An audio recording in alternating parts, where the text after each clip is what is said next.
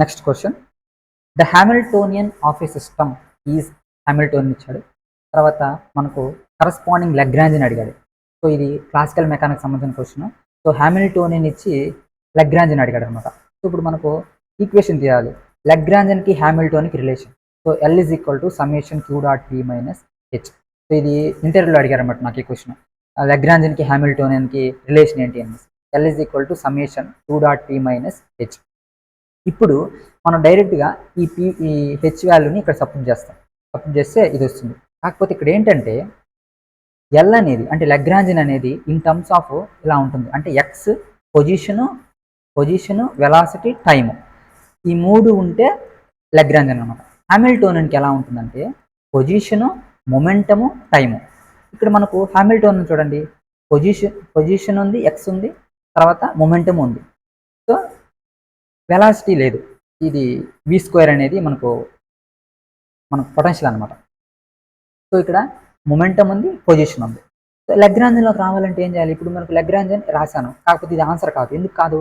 Momentum ఉంది, momentum ఉండకూడదు కదా. సో లెగ్రాంజన్లో మొమెంటం ఉండకూడదు. ఏమేమి ఉండాలి? పొజిషన్ ఉండాలి, వెలాసిటీ ఉండాలి, టైం ఉండాలి. కాబట్టి ఇప్పుడు దీన్ని మార్చాలి, ఈక్వేషన్ మార్చాలి. ఇక్కడ చూడండి, ఈ ఫార్ములాస్ మీకు గుర్తుకు రావాలి. ఇక్కడ హ్యామిల్టోనియన్ ఈక్వేషన్స్ ఆఫ్ మోషన్, ఇవి హ్యామిల్టోనియన్ ఈక్వేషన్స్ అనమాట. ఏంటవి? X dot is equal to do H by do p, p dot is equal to minus do H by do x, do H by do t is equal to minus do L by do tea.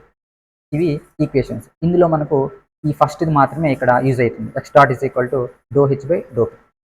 ఇప్పుడు దీన్ని మనకి ఇచ్చినటువంటి already Hamiltonian ఇచ్చారు కదా, ఆ Hamiltonian with respect to పీతో కానీ మనం differentiation చేసామనుకోండి, X dot is equal to 1/2 అనేది ముందుకు వస్తుంది, 1/2 టోటల్ 1/2 మైనస్ 1, తర్వాత పీ స్క్వేర్ మళ్ళీ డిఫరెన్షియేషన్ చేసి 2p. మొత్తం క్యాన్సిలేషన్ చేస్తే మనకు ఇక్కడ ఎక్స్ డాట్ వాల్యూ వస్తుంది అనమాట. So x dot x square is equal to p square by p square plus p square. ఇప్పుడు దీని నుంచి మనం పీ వాల్యూ కనుక్కునేసాను. సో పీ వాల్యూ కనుక్కునేసాను కాబట్టి ఈ పీ వాల్యూని తీసుకుని వేసి మనం ఆల్రెడీ లెగ్రాంజన్ వచ్చింది కదా ఇక్కడ మనకు, అక్కడ పీ ఉంది కదా వేరియబుల్, దాంట్లో సబ్జెక్ట్ చేస్తాం. దాంట్లో సబ్జెక్ట్ చేస్తే మనకు క్యాన్సిలేషన్ పోయి మనకి ఈక్వేషన్ ఇలా వస్తుంది. So v square by under root p square plus v square. ఇప్పుడు ఇక్కడ మళ్ళీ మనకు పీ వాల్యూ ఉంది కదా, ఆ పీ వాల్యూని సబ్జెక్ట్ చేస్తాం అనుకోండి, అన్ని క్యాన్సిలేషన్ పోయి ఓన్లీ మనకు v under root 1 minus x dot square ఇలా వస్తుంది. అంటే ఓన్లీ మనకు లెగ్రాంజన్ అనేది in terms of x dot అంటే వెలాసిటీ అండ్ టైం ఈ మూడిట్లోనే ఉండాలి. చూడండి, ఇదేమో పొటెన్షియల్, మనకు ఎక్స్ డాట్ వెలాసిటీ ఉంది, సో మొమెంటం లేదు, కాబట్టి ఇది ఆన్సర్.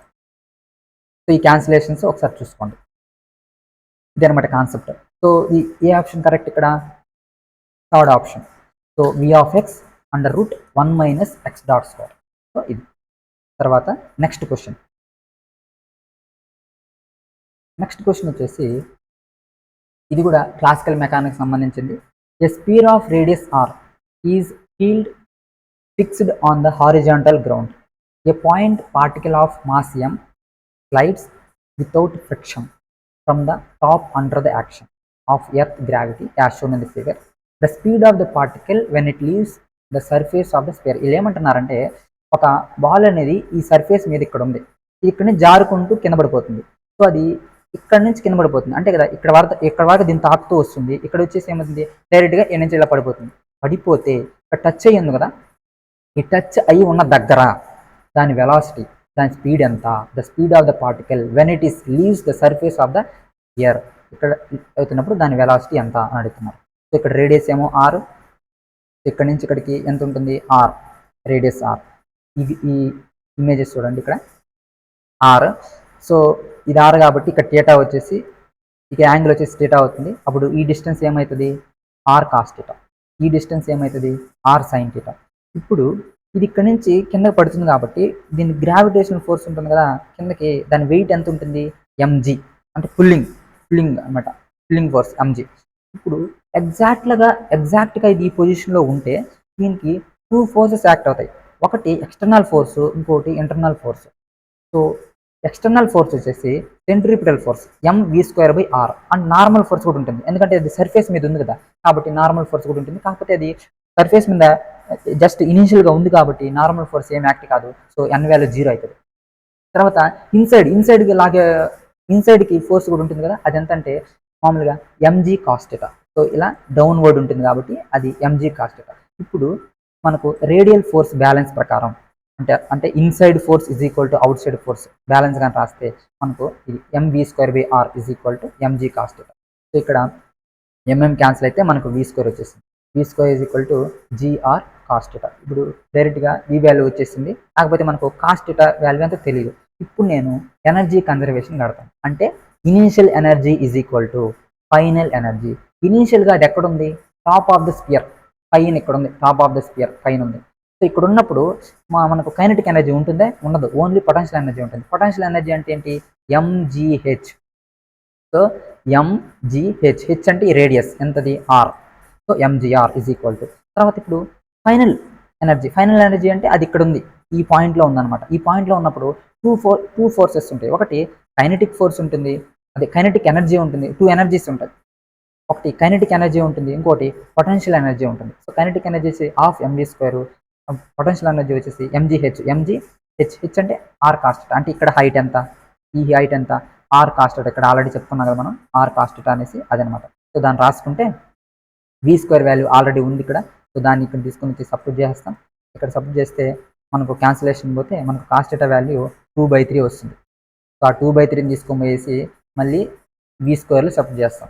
దాన్ని సబ్స్టిట్యూట్ చేస్తే v² is equal to gr 2/3. So v is equal to √2/3 gr. So ఇదనమాట. సో ఈ విధంగా దీన్ని సాల్వ్ చేసుకోవాలి. ఇది క్లాసికల్ మెకానిక్స్ సంబంధించిన క్వశ్చన్. తర్వాత నెక్స్ట్ క్వశ్చన్ ఇది చూడండి. ఇది స్టాటిస్టికల్ మెకానిక్స్ సంబంధించిన క్వశ్చన్. ఈ క్వశ్చన్ మొత్తం ఒక థియరీ ఏంటంటే, ఇక్కడ మనకు రో అంటే మైక్రోస్టేట్కి ఎనర్జీకి గ్రాఫ్ కట్టమన్నారు. ఇక్కడ ఏమి ఇచ్చారంటే క్వశ్చన్లో 2 బాక్సెస్ ఉన్నాయంట. ఒక బాక్స్ వచ్చి గ్రౌండ్ స్టేట్లో ఉంది, ఇంకో బాక్స్ వచ్చి హెచ్ హైట్లో ఉంది. 2 బాక్సెస్, దాన్ని నేను ఇలా రాసుకున్నాను నేను, 2 బాక్సెస్. తర్వాత 3 పార్టికల్స్ ఉన్నాయంట. ఆ 3 పార్టికల్స్ కూడా 3 డిఫరెంట్ కలర్స్లో ఉన్నాయి. వీటిని మనం అరేంజ్ చేయాలంటున్నాడు. ఎలా అంటే నో రిస్ట్రిక్షన్ ఏమి వద్దంట, ఎలా అయినా అరేంజ్ చేసుకోవచ్చు అని చెప్తున్నాడు. తర్వాత వచ్చేసి వాటికి ఎనర్జీ యూనిట్స్ వచ్చేసి mgh, ఎనర్జీని mgh-తోనే ఎనర్జీని కట్టమంటున్నాడు. అయితే ఇప్పుడు మైక్రోస్టేట్స్కి ఎనర్జీకి గ్రాఫ్ కట్టాలి. సో ఫస్ట్ నేను ఉన్నటువంటి 3 బాల్స్ని నేను ఏం చేస్తానంటే ప్లేస్ చేస్తాను. ఫస్ట్ పాసిబిలిటీ మూడింటిని కూడా గ్రౌండ్ స్టేట్లో పెట్టేయడం. గ్రౌండ్ స్టేట్లో పెట్టేస్తే ఎనర్జీ ఏమవుతుంది? 0. ఎందుకు? మన ఎనర్జీ mgh, హెచ్ వాల్యూ 0 కదా, కాబట్టి ఎనర్జీ 0. మనకు రో వాల్యూ 1 వస్తుంది. ఎలా వస్తుందంటే చూడండి, రో వాల్యూ ఫార్ములా ఏంటి? n⁴/n1⁴ n2⁴ and so on. అంటే n అంటే ఏంటంటే total number of particles in that place. మొత్తం ఎన్ని ఉన్నాయి? 3 పార్టికల్స్ ఉన్నాయి, అంటే 3 బాల్స్ ఉన్నాయి. సో 3 బాల్స్ ఉన్నాయి కాబట్టి 3⁴ తర్వాత గ్రౌండ్ స్టేట్లో ఎన్ని ఉన్నాయి అంటే n1, అంటే గ్రౌండ్ స్టేట్లో ఎన్ని ఉన్నాయి? 3⁴. తర్వాత సెకండ్ స్టేట్లో ఏమున్నాయి? ఏమీ లేవు, అంటే 0⁴. అంటే 0⁴ 1. 3⁴ క్యాన్సిల్ అయితే మనకు వచ్చేది రో వాల్యూ 1. సో రో వాల్యూ 1. అదేవిధంగా సెకండ్ పాసిబిలిటీ ఏంటి? గ్రౌండ్ స్టేట్లో 2 పెడతాను, ఫస్ట్ స్టేట్లో 1 పెడతాను, ఒక పార్టికల్ పెడతాను. అప్పుడు ఎనర్జీ ఎంత అవుతుంది? ఇది 0, ఈ గ్రౌండ్ 0, ఇది వచ్చేసి 1 అంటే mgh, ఓన్లీ mgh. కాబట్టి రో వాల్యూ 3 వస్తుంది. ఎందుకంటే టోటల్ n⁴/n1⁴ ఇంటూ n2⁴ కాబట్టి n⁴ అంటే 3. సో పైన వచ్చేసి న్యూమరేటర్ 3⁴. తర్వాత గ్రౌండ్ స్టేట్లో ఫస్ట్ స్టేట్లో ఎన్ని ఉన్నాయి? 2 ఉన్నాయి, అంటే 2⁴. తర్వాత ఫస్ట్ స్టేట్లో ఎన్ని ఉన్నాయి? ఇక్కడ ఓన్లీ 1 ఉంది. సో క్యాన్సిలేషన్ చేశాను అనుకోండి, నాకు ఆన్సర్ ఎంత వస్తుంది? 3 వస్తుంది. సో ఈ 3⁴ అంటే 3 × 2 × 1/2⁴. అది క్యాన్సిల్ అయిపోతే మనకు 3 వస్తుంది. సో రో వాల్యూ 3. అలాగా అన్నిటికీ. నెక్స్ట్ పాసిబిలిటీ ఏంటి? గ్రౌండ్ స్టేట్లో 1, దాంట్లో 2, తర్వాత 3 కూడా పైన పెట్టడం, ఫస్ట్ స్టేట్లో పెడతాం. అప్పుడు ఎనర్జీ ఎంత వస్తుంది? ఈజ్ ఈక్వల్ టు 3 mgh, రో వాల్యూ 1 వస్తుంది. ఇలా ప్రతిదానికి క్యాలిక్యులేట్ చేసుకుంటే మనం ఇప్పుడు గ్రాఫ్కి ఇద్దాం. ఎనర్జీ 0 ఉన్నప్పుడు రో వాల్యూ ఎంత? రో వాల్యూ 1. ఎనర్జీ 1 ఉన్నప్పుడు రో వాల్యూ ఎంత? 3. ఎనర్జీ 2 ఉన్నప్పుడు రో వాల్యూ ఎంత? 2 ఉన్నప్పుడు 3. తర్వాత ఎనర్జీ 3 ఉన్నప్పుడు రో వాల్యూ ఎంత? 1. ఈ విధంగా దీన్ని చేసుకోవాలి. సో ఇలా అయితే మనకు ఆన్సర్ ఏదవుతుంది? Third option. So third option correct అనమాట.